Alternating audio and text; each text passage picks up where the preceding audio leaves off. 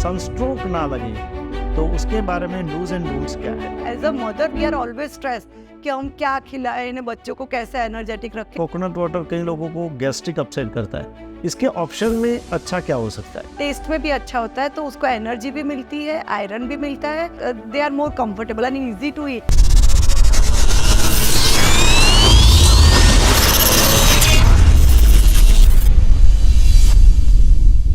Hello friends, Kumar bioscope में आपका स्वागत है। मैं हूं आपके साथ कुमार बारोट। मई का महीना चल रहा है और गर्मी ने अपना असली स्वरूप दिखाना शुरू कर दिया है।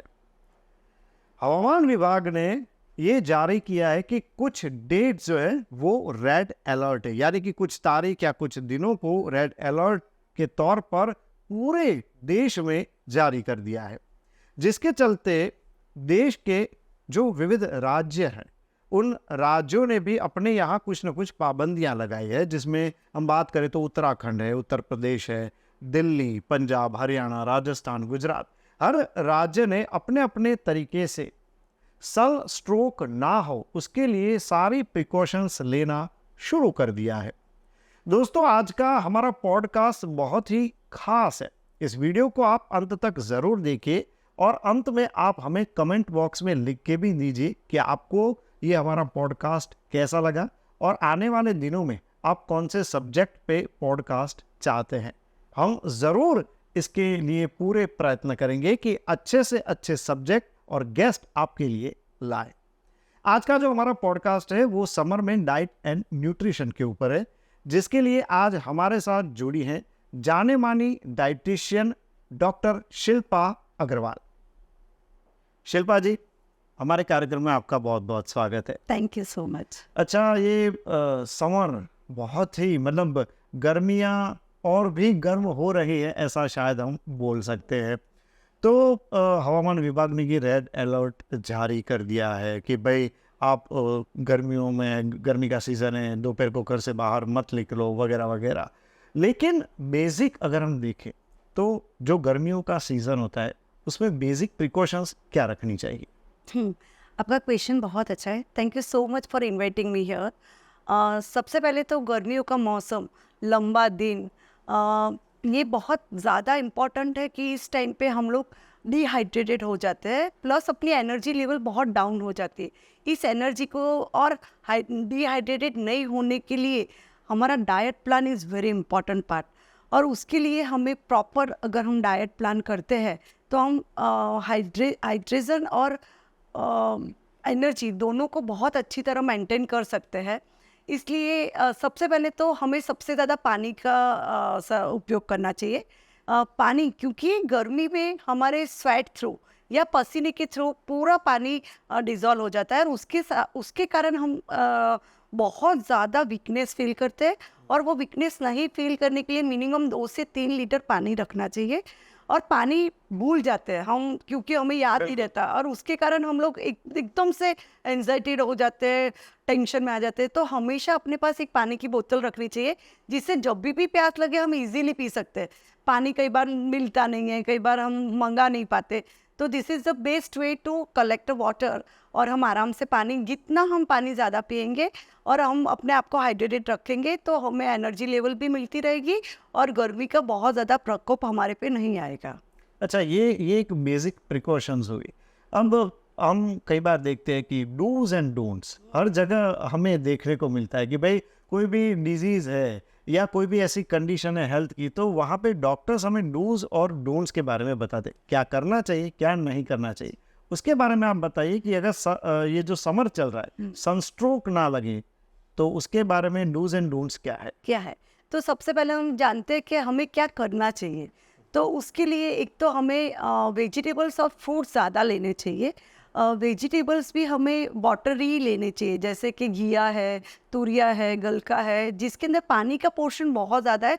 वो लाइट फॉर द ईटिंग है और उसके कारण हमें उसका डाइजेस्टिंग सिस्टम बहुत फास्ट होता है और लाइट भी होता है, तो पचने में भी इजी हो जाता है और हमें खाने में भी इजी रहता है। और फ्रूट्स भी हमें वाटर बेस्ड लेने चाहिए, जैसे कि मस्त मेलन लेना चाहिए, वाटर मेलन लेना चाहिए, बेरीज लेनी चाहिए, उसके साथ साथ ऑरेंजेस लेनी चाहिए जो हमें एनर्जी देते हैं और प्लस डिहाइड्रेशन से भी बाहर रखते हैं। बॉटम कोकोनट वाटर लेना चाहिए। प्लस हम लोग पन्ना जैसा जूस भी बना सकते हैं जो कच्ची कैरी को बॉईल करके बनाते हैं। उसके अंदर पुदीना ज़रूर डालना चाहिए क्योंकि पुदीना is a very energetic drink जो गर्मियों में मैक्सिमम यूज़ करना चाहिए। उसके साथ साथ कई लोग पेरेंट्स जो हमारे बुज़ुर्ग थे वो हमें कहते थे कि प्याज का सेवन बढ़ाना चाहिए गर्मियों के टाइम पे, वो हमें लू नहीं लगाता। गर्मियों के टाइम पे लू लगना, लू क्या होता है, तो जब हम गर्मी में से ठंडी में आते हैं एसी में बैठते हैं, फिर एसी में से वापस हम गर्मी में जाते हैं, तो उस दौरान हमें बॉडी में फीवरिश हो जाता है, हेडेक होता है, वॉमिटिंग जैसा होता है। वो लू लगने के चांसेस अगर हम पुदीना और प्याज का सेवन बढ़ा देते हैं तो बहुत कम मात्रा में हमें वो लगता है। प्लस हमें मील प्लान करने चाहिए, एकदम लाइट मील्स लेने चाहिए। क्या नहीं करना चाहिए, तो हमें स्पाइसी और तले हुए फ्रूट्स यानी नहीं फूड नहीं खाने चाहिए। उसके साथ साथ हमें हैवी मील्स नहीं करने चाहिए, जितनी भूख हो उतना ही खाना चाहिए। और अल्कोहल और कोई भी तरह का कैफीन नहीं यूज़ करना चाहिए। अगर हम चाय कॉफ़ी, क्योंकि ऐसे भी गर्मी है, और अगर हम कैफीन वाले पदार्थ ज़्यादा लेते हैं तो यूरिनल हमें ज़्यादा होती है, उसके कारण वाटर रिटेंशन नहीं हो पाता है और हमें ज़्यादा प्यास लगती है। तो अल्कोहल और ये जितने भी पदार्थ है वैसे नहीं लेने चाहिए। अच्छा मैम, एक बात मेरे जहन में आ रही है, कोकोनट वाटर, कई बार ये कोकोनट वाटर कई लोगों को गैस्ट्रिक अपसेट करता है, इसके ऑप्शन में अच्छा क्या हो सकता है? नींबू पानी ले सकते हैं। और दूसरा, हम कोकोनट में भी नींबू डाल के डेफिनेटली पी सकते हैं। जिसको अगर बहुत ज़्यादा गैस्ट्रिक प्रॉब्लम है तो अगर हम उसका पीएच चेंज कर देते हैं, उसके अंदर नींबू डाल के कोकोनट वाटर लेते हैं, तो उसके दोनों बेनिफिट्स अपने को मिल जाते हैं। तो इस तरह से भी कर सकते हैं और नींबू पानी भी ले सकते हैं, इलेक्ट्रोलाइट्स भी ले सकते हैं, पन्ने का भी जूस ले सकते हैं। प्लस गर्मियों में फिजिकल एक्टिविटी बहुत करते हैं बच्चे लोग, कि ओवरऑल वो लोग सारे एक्टिविटी वो लोग गर्मियों में करते हैं। उनकी स्कूल की छुट्टियां होती है तो वो लोग बैठ के खाने में बिलीव नहीं करते। प्रोटीन इंटेक बढ़ना चाहिए बच्चों के लिए। तो हम इंस्टेंट के लिए उनके वो सत्तू की 1 स्पून और उसके साथ नींबू और चाट मसाला दे के अगर बच्चे को इंस्टेंट दे देते तो उसको पूरी एनर्जी भी मिल जाती है, प्रोटीन भी मेंटेन होता है और बच्चा भी हेल्दी रहता है। उसके साथ साथ अपने पन्ना भी फट करके उसको पिला सकते हैं, तो वो खाने के लिए रेडी नहीं होता क्योंकि वो धमाल मस्ती में इतना ज़्यादा होता है कि उसको फास्ट जाना होता है। तो as a mother we are always stress कि हम क्या खिलाएं इन्हें, बच्चों को कैसे एनर्जेटिक रखें। तो इस तरह से भी हम उनको एनर्जेटिक रख सकते हैं। अच्छा मैम, बच्चों की आपने बात की कि बच्चों में बहुत एनर्जी होती है, बच्चों को ऐसे डाइट और ड्रिंक्स देने चाहिए जिनके वजह से उनका एनर्जी लेवल बरकरार रहे, प्रोटीन ज़्यादा देना चाहिए। महिलाओं के लिए क्या, घर भी संभालती है बाहर भी संभालती है, तो उनके लिए क्या है? महिलाओं को एक तो बिकॉज वो लोग किचन में ज़्यादा काम करते हैं तो उनको किचन का एटमॉस्फेयर थोड़ा सा कूल रखना चाहिए।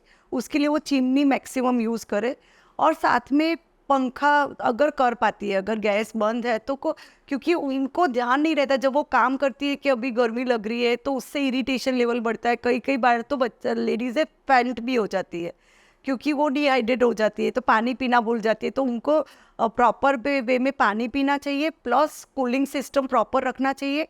उसके साथ चिमनी और ऐसा सब भी यूज़ करना चाहिए। साथ में उसको खुद की एनर्जी मेंटेन करने के लिए जिस तरह से बच्चों को बोला उसी तरह के से आप भी सत्तू का पानी सेवन करोगे तो उससे प्रोटीन भी प्रॉपर मिलेगा। प्लस टोफू ले सकते हैं। उसके साथ साथ अपने प्रोटीन बढ़ाने के लिए मूंग, स्प्राउटेड मूंग्स और ऐसा सब भी सेवन ज़्यादा लेवल में कर सकते हैं। अच्छा, आपने जो महिलाओं के लिए जो बात बताई, पीरियड्स के टाइम है, महिलाओं को बाय डिफ़ॉल्ट मतलब वीकनेस लगती ही है उनको पीरियड्स की वजह से। तो ऐसे में जो ब्लड लॉस होता है उसको कैसे रिकवर किया जाए और जो सनस्ट्रोक है उससे कैसे बचा जाए? उसके लिए उसको आयरन ज़्यादा लेना पड़ेगा। तो खजूर is the best source for the instant iron.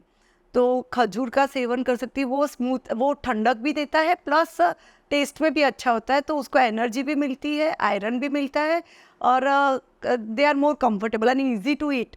Female के पास खुद के लिए कभी टाइम नहीं होता है, वो पूरी फैमिली के लिए दौड़ती रहती है, तो उसको क्या इंस्टेंट मिले वो तुरंत वो कैच कर सकती है। वो खुद के लिए कुछ खाना नहीं बना सकती, मगर जब हम ऐसा इंस्टेंट फूड देते, अंजीर खा सकती है, थोड़ा सा नट्स का सेवन बढ़ा देना चाहिए, वो लीफी वेजिटेबल्स ज़्यादा लेनी चाहिए। जैसे पालक है, उसमें बहुत अच्छा आयरन है, तो उसके अंदर उसको मिनरल्स, विटामिन्स, आयरन सब कुछ प्रॉपर लेवल पे मिल जाएगा, तो उसका इंटेक बढ़ा देना चाहिए।